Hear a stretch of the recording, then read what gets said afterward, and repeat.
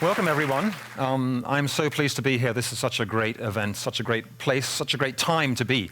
We are such a critical moment. My theme of my talk today is about our home, our planet, and the 7 wonders of the 21st century, or the 7 amazing things we can achieve in this century if we put our minds to it.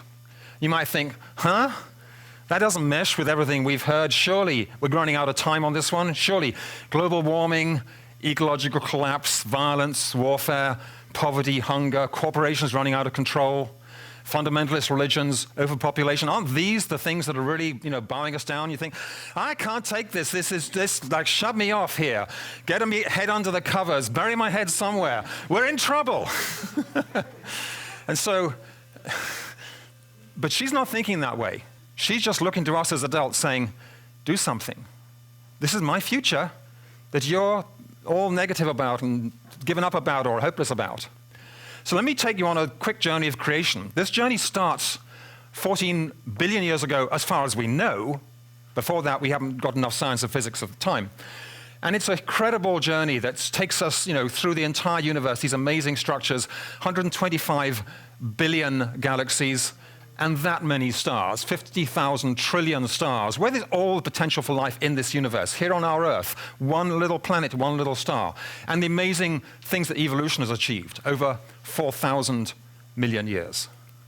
Out of this evolution, life has evolved, primates have evolved, we have evolved, and started doing amazing things, creating culture, creating civilization, creating religions, finding our place of the divine inside our own hearts, and yes, also practicing every known form of brutality, cruelty, and obscenity. We're good at this stuff, but that's not the whole story. When we came to the 15th century, we pulled ourselves out of the murky darkness of the medieval era, when, brains weren't really working properly, and we discovered the Renaissance, the rediscovery of creativity, of vision, of art, of expression. In the 16th century, we created the printing press, so now everyone can read, not only the priests and the holy people. We also started thinking, what happens around this world? Let's discover, let's travel, let's voyage around the world to see what's there. In the 17th century, people like Isaac Newton laid the foundations for science to say, let's use the rational process of experimentation and observation to make some progress on what our thinking is. We did these experiments, we started laying the foundations for everything we have today. In the 18th century, we looked at slavery and said, that doesn't work, that sucks, let's start the campaign to abolish slavery. And we succeeded. In the 19th century, we said tyranny and dictatorships don't work either. Let's lay the foundations for democracy. And we succeeded. In the 19th century, we also said that workers, 20 hours a day down the coal mine doesn't work. We've got to have workers' rights. We've got to have workers' unions. And we succeeded. We also ended child labor, so that children weren't down the coal mines 12, 16 hours a day. We said this is wrong, and we struggled together, and we succeeded. We decided that women deserve to have the vote alongside men because their brains probably work a lot better than ours do, and we succeeded getting women's suffrage movement.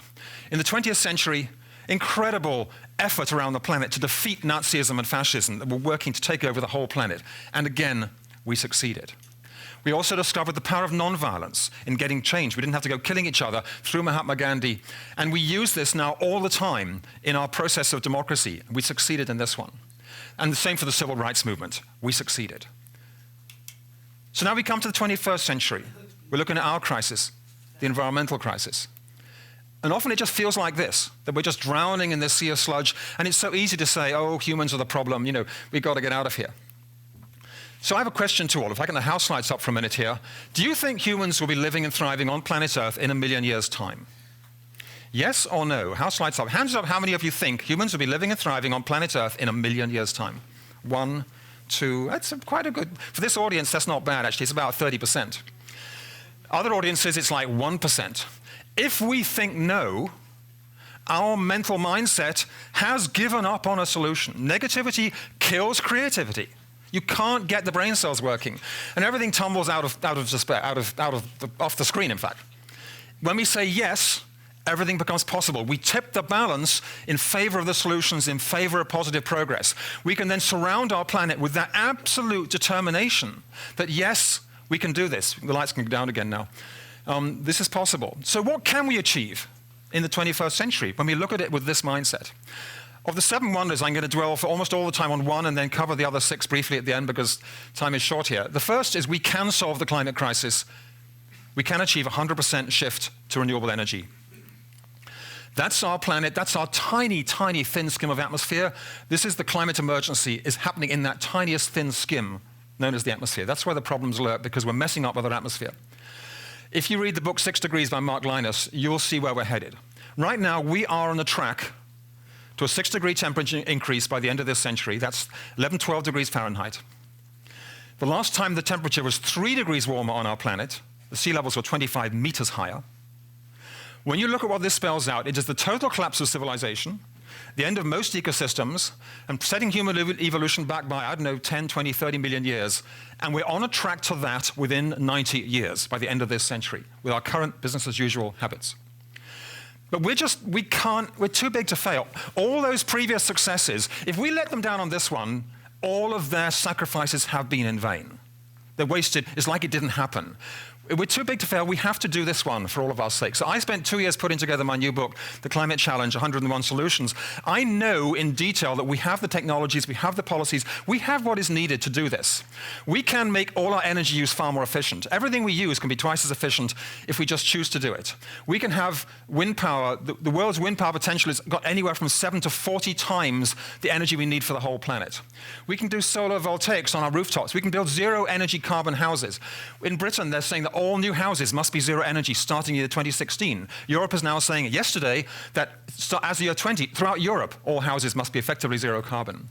If you look at this model close up by Land Art Generator, those small squares show that if you were theoretically to generate the energy we need for our planet only from solar voltaics, that's how little land you need to cover. And no one's suggesting we do it only from photovoltaics, because there are other technologies too. There's solar hot water. This is in China. China has 45 million solar hot water systems installed on rooftops. If you look close up, they're all over the place. There's solar thermal in the world's deserts, where the world's deserts get 4,000 times more solar energy than we need on a daily basis. There's cycling. This is Copenhagen. 36% of all their trips to work are done by bicycle. And their goal is 50% by the year 2015. Because they put their minds to it. And they justify the budget for that by saying it improves people's health, reduces healthcare costs, and people get happier. Children are happier when we're cycling. We can really have fun with light rapid transit and public transit by using architectural design like this system in Grenoble in France, and have a really civilized, beautiful way of traveling. We can have electric cars. This is the smart car kitted out as an electric car. City of Berlin is installing 500 of these all around the city for pick up and go. Like, you rent them on the spot.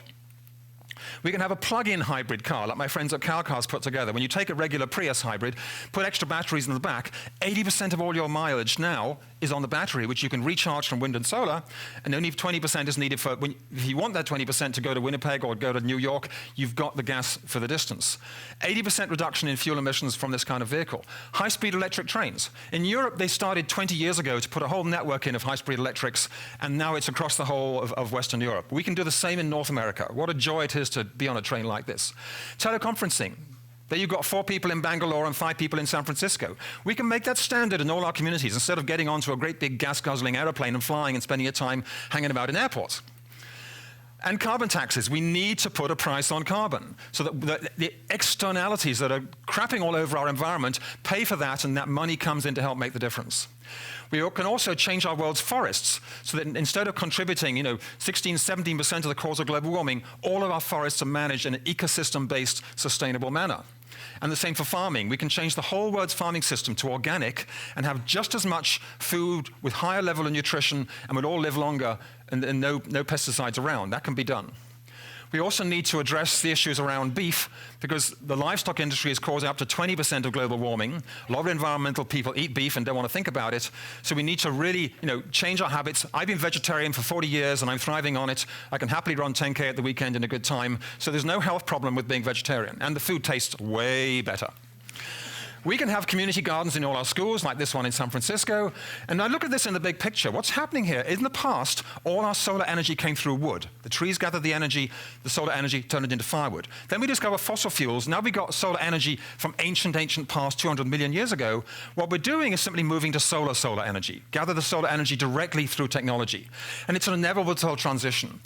But we have to have the politics behind it to back this up. We have to organize in a major way, because there's a resistance against this. There are lobbies from the coal industry and the oil industry that don't want this to happen. They're playing chess with the planet. They're putting out radio adverts, putting out newspaper adverts, trying to prove to us, well, we don't think the science is proven. Keep on smoking fossil fuels. It won't give the planet cancer. That's their message, and it's a very severe confusion that is making people think, well, maybe we don't need to act after all. What I'm saying is the vision of the planet when we do act is so glorious that why would we not want to do this? Why would we want to deny our children this opportunity to have this amazing future? So, and furthermore, there are so many jobs, the economy flourishes so much. I did an analysis of this, what I call the climate solutions dividend for the USA. When we move entirely to renewable energy, eliminate air pollution, eliminate armies in the Middle East, eliminate the imports of oil, the net annual benefit to the US economy is between $1.5 and $2 trillion a year, which never has to be voted on in Congress or Senate because of the benefits of moving to the climate solutions. So fundamentally, that's the attitude we have to take. In World War II, when Hitler had occupied all of Europe, there wasn't a question of, well, maybe we can do it, maybe we can't. Churchill says in his memoirs that if he'd suggested anything except for total victory, his cabinet would have hurled him out of the building. That's got to be our attitude too. So the other miracles we can achieve in this century 100% green economy, meaning that every economic transaction we make, every transaction includes the cost to nature and supports the restoration of nature. That includes getting the toxins out of our body. I spent 4 years working on this book with colleagues on cancer, showing how we can remove the toxins getting into our bodies, which are part of this problem because the economic cost of chemical pollution is hiding in our bodies and our children's bodies, and we need to move on and away from that. We can also establish world peace. May seem outrageous, but the three things in our favor. More and more people identify with planet Earth as their place of citizenship and not with their nationality. We're eliminating oil as a cause of conflict, which is what a lot of wars are about, and we're discovering how successful conflict resolution, mediation practices can be, and the United Nations is getting really good at doing that. So we can eliminate all warfare during this planet. And that's the book that Mary Wynne Ashford put together that shows in detail how you can do this working with me. We can also end poverty. That may also seem enormous, but these two people, Muhammad Yunus, in founding the Grameen Bank with micro-lending, knows that he can pull families out of poverty within 10 years, and Hernando de Soto has shown that when you give proper property rights and allow people to make loans to start businesses, you've got the two fundamentals for eliminating poverty on our planet. And Muhammad Yunus wants to have a poverty museum, so we have to go to find out what it looked like.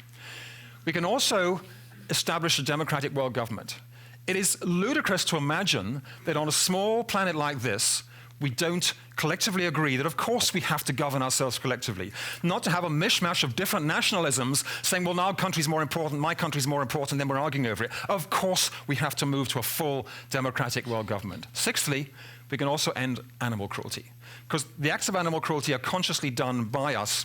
And my friend Ethan Smith put this book together that shows in detail the incredible progress. In Austria right now, if there's a case of animal cruelty before the courts, the animals are required by law to have a lawyer representing the animals in the court. That's the kind of progress. In Austria and Germany, it's written into the constitution that animals protection is, along with human rights, an important thing.